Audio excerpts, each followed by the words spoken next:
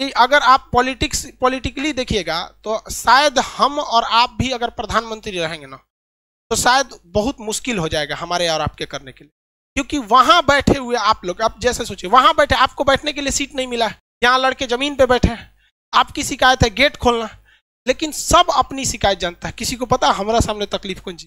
तो जब आप एक बड़े लीडर हो जाते हैं ना, एक और रही बात मोदी जी की, कहते हैं कि मोदी जी भी मतलब ये कर रहे हैं, सबसे बड़ा इस देश में करप्शन का काम किसने किया था? अंग्रेजों ने किया था। उन्होंने क्या किया कि जब भारत में कहीं भी गलत काम होता था और कोई भी व्यक्ति उस गलत काम के खिलाफ आवाज उठाता था तो उसके घर को जला देते थे सब अंग्रेज, और उनको अंडमान निकोबार में ले जाकर फांसी दे देते थे सब। और ये काम उन्होंने 200 साल तक किया। 200 साल में 4 पीढ़ियां आ जाती हैं, क्योंकि एक पीढ़ी व्यक्ति की लगभग 50 मानी जाती है कि 50 साल के बाद आदमी किसी काम का नहीं रह जाता है।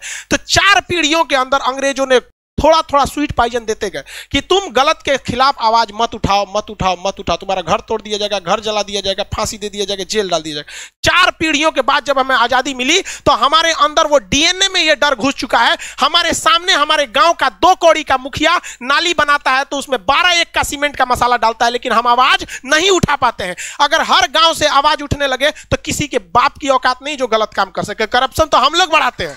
हम सवाल उठाते हैं अपने प्रधानमंत्री पे, हम सवाल उठाते हैं मुख्यमंत्री पे, अपने पे सवाल उठाएं कि हमारी औकात नहीं है कि हम अपने मुखिया के सामने आवाज उठा सके। और ये जो लोग कहते हैं करप्शन वाले, ये गांधी को गाली देते हैं। गुलामी में वही गांधी था जो अंग्रेजों की महारानी के खिलाफ आवाज उठा दिया था कि तुम गलत हो, और हम लोग अपने मुखिया के खिलाफ आवाज नहीं उठा पाते।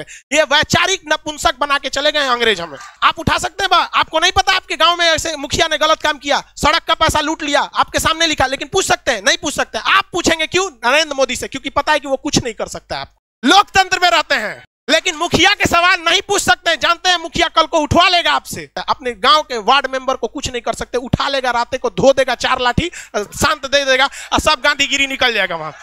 जिस दिन भारत के 120 करोड़ 130 करोड़ लोगों के 260 करोड़ हाथ एक साथ अगर उठ जाए करप्शन के खिलाफ, किसी के बाप की औकात नहीं है जो भारत माँ का 1 रुपया लूट के दिखा सके। लेकिन हम लोग क्या कर सकते हैं? हमारे जैसे टीचर ज्यादा जान फड़फड़ाएगा तो मरवा देगा सब ससुरा हम लोग को। राजीव दीक्षित भी अंग्रेजों के खिलाफ ऐसे ही उड़ रहे थे। वो 200 साल पहले की चीजों को उठाए थे। यहाँ पहले ही 6-7 गो बम चल चुका है।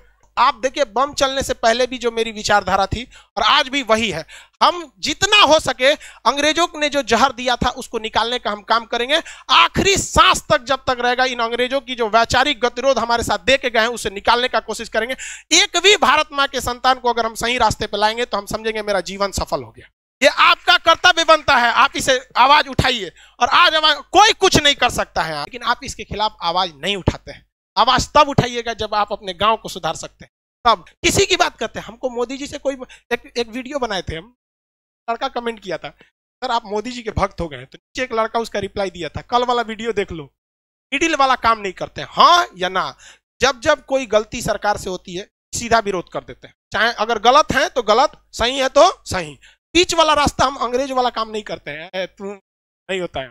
आप भी आवाज उठाइए।